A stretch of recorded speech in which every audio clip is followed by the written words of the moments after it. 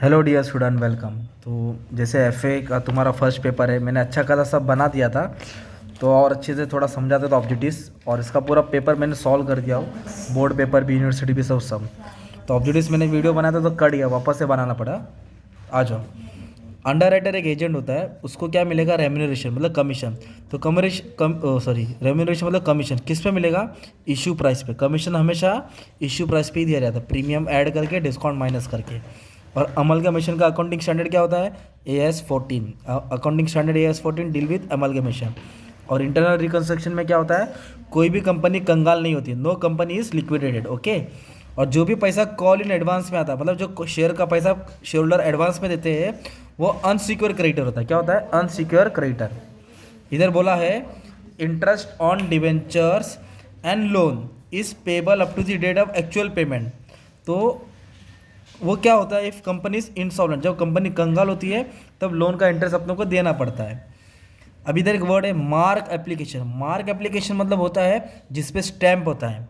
Under writer का क्या होता है? स्टैम्प। और अनमार्क एप्लीकेशन जिसपे कोई स्टैम्प नहीं होता, ठीक है।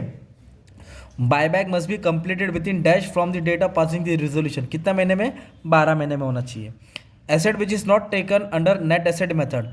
कौन सा एसेट नेट एसेट में नहीं लिया जाता? एसेट्स और लाइबिलिटी को माइनस करते हैं ना पीसी में, तो लूज टूल आता है, मशीनरी आता है, बिल रिसीवर आता है। Share issue expense, premium expense are not consider while calculating purchase consideration net asset method, मतलब ये नहीं आएगा।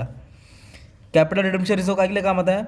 Issuing fully paid up bonus share. Bonus share देने में काम आता है। क्या देने काम आता है? Capital redemption reserve. फिर बोला है for capital reduction under internal reconstruction किसका अप्रूवल चाहिए? शेयर होल्डर्स का भी अप्रूवल चाहिए, ट्रिब्यूनल का भी चाहिए, आर्टिकल ऑफ एसोसिएशन मतलब all of the above answer था इसका। क्या था? All of the above. ये सबका परमिशन चाहिए। ट्रू और फॉल्स में क्या बोला है? The company is allowed to convert fully paid up share into stock. Company अपना शेयर कन्वर्ट कर सकता है स्टॉक में। तो ये ट्रू है कि फॉल्स है? True, okay. फिर बोला है balance is security premium account cannot be cannot be transfer to capital reduction account. False, transfer नहीं कर सकते, है ना। तो इस तरह तुम्हारा भी ऑब्जेक्टिव्स भी आएगा। मैं अच्छे से एक सेकेंड बच्चे लोग आ जाओ। हाँ, चेंज हो गया कुछ। Buyback of security is govern under section 68। Yes, buyback का एक्ट क्या है? 68 है, ट्रू है। Cancellation of contingent liability is treated for profit of the company. False, वो प्रॉफिट नहीं होता है। Equity share can be bought back out of fresh issue of share only, ये भी फॉल्स है, ओके। ओनली बोला तो फॉल्स है। अंडर राइटिंग में be done by individual, partnership, joint stock company. Yes, underwriter ये सब लोग करते हैं। Mark application also known as direct application. False, direct application नहीं बोलते इसको।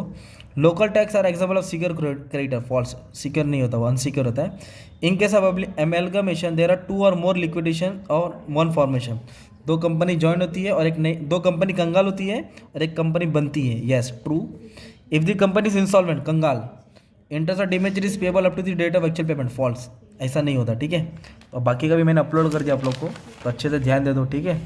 All the best for exam. Thank you very much.